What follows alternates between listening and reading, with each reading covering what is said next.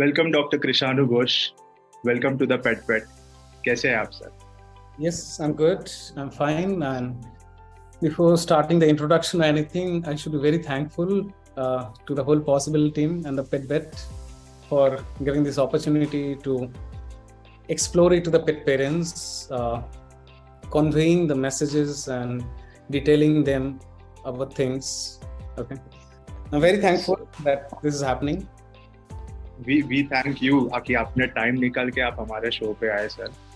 No, I'm really thankful because like in another 3 days, I'm going for a conference. I'll be out of country for 10 days. So Correct. yeah, this very packed schedule and everything. But somehow we have arranged this and I'm really happy. I can do this before I leave. Correct. Great. So before going on to today's episode sir, मैं थोड़ा आपके बारे में जानना चाहूँगा. आपके practice के बारे में, आपके क्लिनिकल एक्सपीरियंस के बारे में and your decision on becoming a veterinarian. Sure. See, if I wish to introduce myself, I should start with, I'm Dr. Krishanu Ghosh.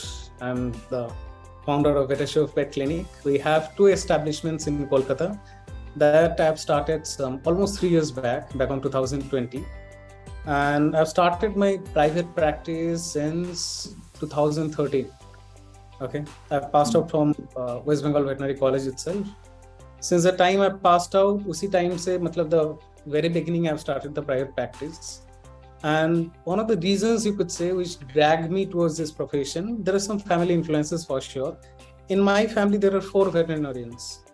My uncle, 2 uncles of mine, 2 of my cousin brother and sisters, but none of them has been in this private practice. They're mostly done the government jobs, and some of them has gone for civil services also, because some 10 years back things were very different. Right now how veterinarians are, things were quite different. The whole pet industry had been different.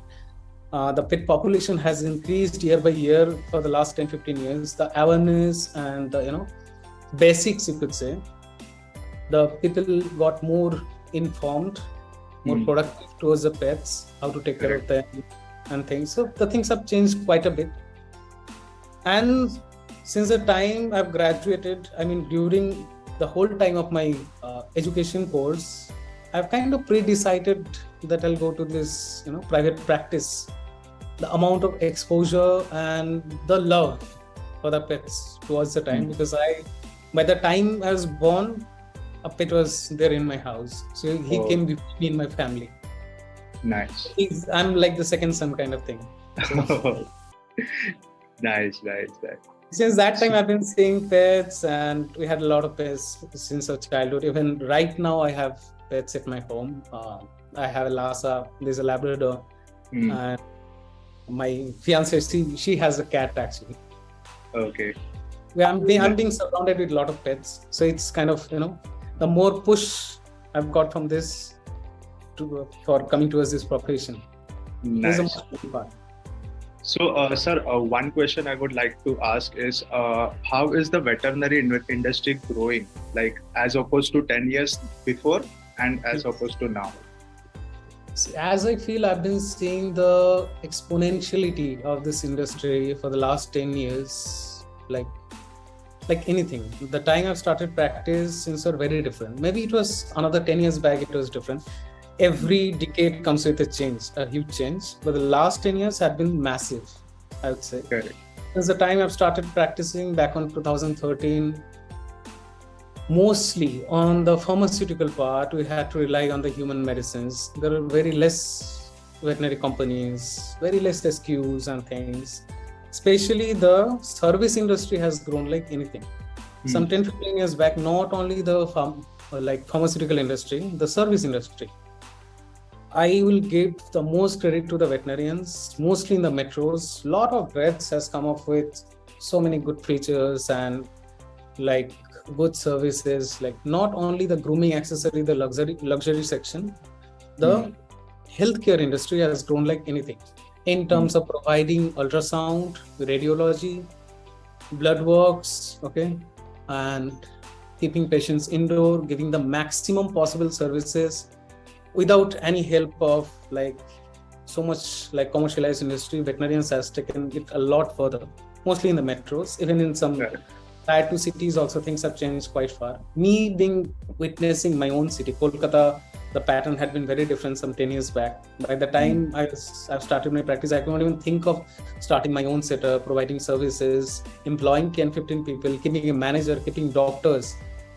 I cannot think of. After doing practice for 4 years, 5 years, I came upon with a realization by seeing the other vets in pan-India scale, in Delhi, Mumbai, Bangalore, or in the different countries, how things have changed. Okay, the service industry, especially the healthcare, to provide, the motto is very simple and things like to provide better lifespan or better facilities to the pets so they can have a healthier and lengthier life. Correct. This is the thing. That actually should be the ultimate motive. That should be the ultimate motive. We are the veterinarians. If we are being the like owner or the CEO or founder of any establishments, the luxury industry, grooming, business, everything is there. But a veterinarian's ultimate motto should be based on to enhancing the lifestyle of a pet. Correct. In terms of they're expanding their life or in terms of providing them a better life by giving better services. Correct. Yes. Great. So with that note, sir, let's start with today's episode. And the topic for today is effect of monsoon on pets. So मेरा पहला question आपसे ये होगा sir कि what are the key considerations a pet parent should keep in mind during monsoon season, especially for the safety and well-being of their pets? Yeah, it's actually good. We are starting this discussion, or we are focusing on this topic just before the monsoon is approaching, or it's somehow approach. Yeah. So I think it gives a key, additional knowledge and some awareness to the pet parents who has pets at their home. What to do, what not to do, what should be avoided, and how to take care of pets. I'd say the key feature should be based on the basic thing should be very strong. Timely vaccinating your pets. For example, monsoon comes with a lot of moisture and humidity on the weather, especially the cities which is mostly the tropical environments. Kolkata, Mumbai, or Chennai, this kind of cities are they have mostly the tropical environments. So as the moisture increases in the weather, the possibilities of viral infections are even more. So you have to vaccinate your pets properly. Second is the parasites. There can be two kinds of parasite, endo and ecto. Endoparasites means all the internal parasite. The simplified form of telling is the reason to give the deworming. Worm ka medicine dena, that is the basic thing you should do alongside the vaccination, because deworming holds an equal importance in a pet's life as vaccination. Because monsoon में worm infestation बढ़ने का काफी ज़्यादा chances रहता है compared to summer or winter. And third thing is the ectoparasites. Ectoparasite is very important part. The ticks and fleas, lice, the ectoparasites. The ectoparasite numbers increase like anything, mostly in the monsoon season. It's also because of the humidity and the moisture in the weather. And that causes a lot of diseases. We can come up on that in as the discussion progresses further. Correct. So three basic key factors people have to keep in mind. One is vaccinating their pets, one is deworming their pet, one is giving the proper prevention and take care of the ectoparasites, the ticks and fleas. And you should focus on the grooming part as well. Proper grooming and things are very much required in the monsoon time. If it's not done, it is like by ticks and fleas, it can cause a lot other infections apart from ticks and fleas, like fungal infection, bacterial infection. Those diseases are even more prone during the monsoon time, because any pathogen, whether it's a bacteria or parasite or fungus, anything grows more further way, more aggressive way in this monsoon weather. Correct. And there is some accessory parts as well, like for example, the lightning, thunderstorms and things. But these four are the key factors I think people should keep in their mind. So how does monsoon affect, dogs or cats or any small animal for that matter? Like, does it affect more in cats or more in dogs? Or could you please enlighten on that? Seeing this factor, rather than being dogs and cats are mostly indoors. Domesticated cats. and dogs are completely indoors. Still, some of the cats do have a tendency. There are a few pet parents who feeds their cats at the home, and maybe a part of their time they're going outside, playing around, and then gets back and eat again. Okay, this kind of pets are there. So you should be extra cautious for this kind of cats. Once they're going out, they might get wet, they might catch infections even more than the dry seasons, apart from being involved in a fight or anything. And especially for dogs, yes, mostly the skin infection, the possibilities of viral infections are also there. So these are the key consideration you could say during the monsoon time. There is nothing different specifically for cats and dog, I think, in that way. Okay. Yes. So, apart from cats and dogs, are there any small animals, that should be taken more care of during monsoon? Rabbits, especially. Rabbits, they're already very timid animals. Correct. They're very fearful. They're like, they're scared of a minimal of sound can scare them. A minimal movement of a furniture can scare them. Okay. They're called timid animals. In our terms, we address them as timid. So in locally or cautious hona chahiye because there is thunderstorm, lightning, sounds and all this. The heavy rains. So yeah, that way.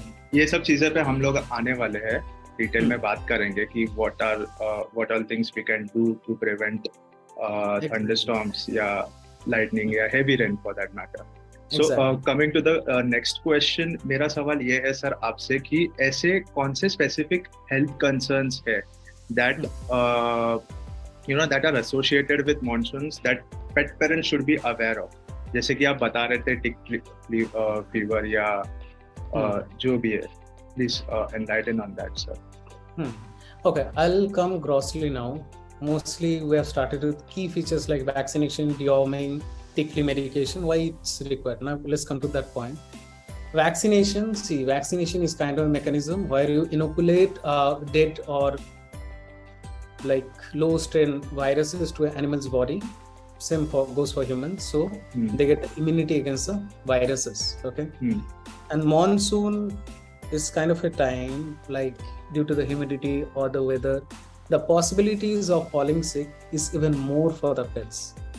Okay. So you should be extra cautious with this vaccination, whether your cat or dog is vaccinated properly. Correct. The deworming is also very important. As I've told in the last discussion also, the worm infestations are even more during the monsoon time because though they are domesticated, though you keep them as proper as you can, you're keeping them hygienic, you're giving them fresh water, fresh food and everything, but still you have to keep in mind their cats and dogs. Yes. At the end of the day, they'll still have a tendency to sniff things, lick things, bite things. Wherever the water is there, there are some pets, after whatsoever training you give, they still have a tendency to, lick those waters. Correct. That might come up with a lot of health hazards. Okay. Whether it's worm infestation, it can be some gastrointestinal issues as well. Okay. Like GI issues, like vomiting, that comes with symptoms like vomiting, diarrhea, okay, loss of appetite. Whenever any such kind of symptoms you get to see, I think the first thing before self-medicating your pet, rush to a vet, consult a vet, what might be the possible cause. It is diarrhea. Only a vet knows whether it's a bacterial diarrhea or it's parasitic diarrhea or it's a viral diarrhea. Okay. Correct. There is vomiting. What is causing the vomiting? Your pet has ingested something which is unusual or is due to some infection. Only a vet, an expert person who is skilled to acknowledge the fact, who is skilled to diagnose the fact, and who can take the measures accordingly than giving some XYZ medication by yourself. Correct. And third and the foremost part is the ticks and fleas, I would say, the ectoparasites. That is the most important thing about the monsoon, you could say. Monsoon में ये टिक infestation या flee infestation जो ectoparasites बोलते हैं हम लोग के language में, इसके सबसे ज्यादा काउंट होते हैं. टिक इन्फेस्टेशन काफी बढ़ता है, and ticks once coming to a dog's body और अ कैट्स बॉडी और even it's a flea, it's not coming by itself, it's carrying so many other diseases. Correct. This is called vector comes with vector-borne diseases. Ticks can cause a disease called tick fever. Every Correct. year, a lot of dogs, even cats, get affected with the tick fever, though they have different parasites. And if not diagnosed at the right time, they might die also. Okay. Okay. There is a percentage of dogs and cats who are not being diagnosed at the right time. They can die as well. They can lose their life because tick fever, the mechanism is like it causes a lot of changes in the body. Okay. So tick fever को sorry to interrupt, just tick fever को identify करने के लिए क्या क्या symptoms रहते हैं sir? See, the basic symptoms are like there will be loss of appetite. Your pet, the first thing, every time tick fever बोलने से सबको fever होना है जरूरी नहीं है. बहुत सारे cases we get जहाँ पे tick fever पे ही there is no evidence of fever. There is no high rise of temperature. Okay. Maybe pet parents will come up with such questionnaires like why my dog or cat has got tick fever. There is no fever in my pet. I have monitored the temperature. There is no fever. Correct. I have monitored my pet. There is no ticks and fleas. But how come? Okay. The reason being, if we are being affected with dengue and malaria, it's not meant to be or it's not necessary कि आपको बहुत सारे मच्छर काटने हैं. Enough है. So the same provision goes for this thing also. Even a single tick bite, which you haven't seen also, आपने देखा ही नहीं होगा, एक tick किसी तरह body में आया, infection दिया, चला गया. It has done its part. And who's the sufferer is basically the pet. He cannot even tell कि मेरा fever है, मेरा बुखार है, मैं खाना नहीं खा पा रहा हूँ. And the bad part is, it's not only the fever. You can address the fever with the antibiotic medication. आपको बुखार है, आप पैरासीटामोल खा रहे हो. But आपको अगर डेंगू मलेरिया हुआ है, आप पैरासीटामोल से ठीक नहीं होंगे. You need proper medication for that. Correct. So the measures is like mostly it comes by ticks and fleas. So the first and foremost thing, you have to take the prevention against the ticks and fleas. Okay. Okay. अगर हो ही जाता है किसी तरह, you have to rush to a vet. There are different ways of checking it out. Pet parents के इनसे क्या क्या समझ सकते हो? There is high rise of temperature. At times तो नहीं भी हो सकते. There is loss of appetite. Okay. खाना खाना छोड़ देगा.